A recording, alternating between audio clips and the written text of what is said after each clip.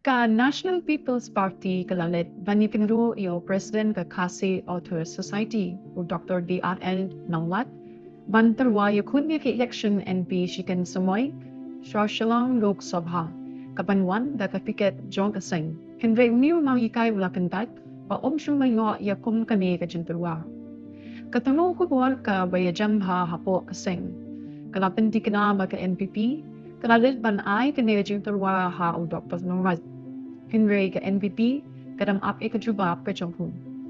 Udokta nomad udapan bor banikren bat ki bahayin nasem. Bat kinong krisyan ki jong ban shin ka. Ay, laon padyang di kantat ya kani ka jinturwa.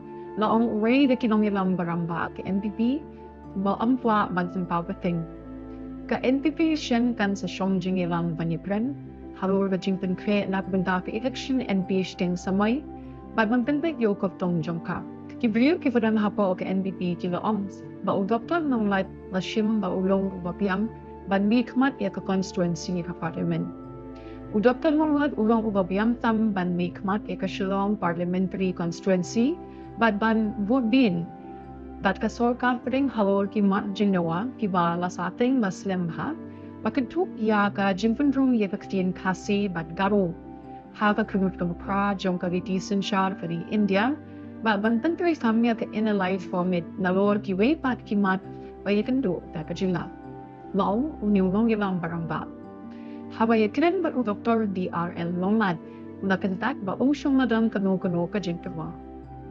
Namdan jintip shisha, namdan jintip AA halo vimi.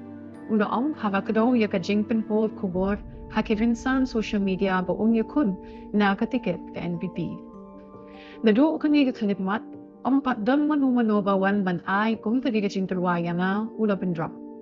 Haga election lok samha arja apasal. Ke NPP kelawan haga kadang kebalai hasilong.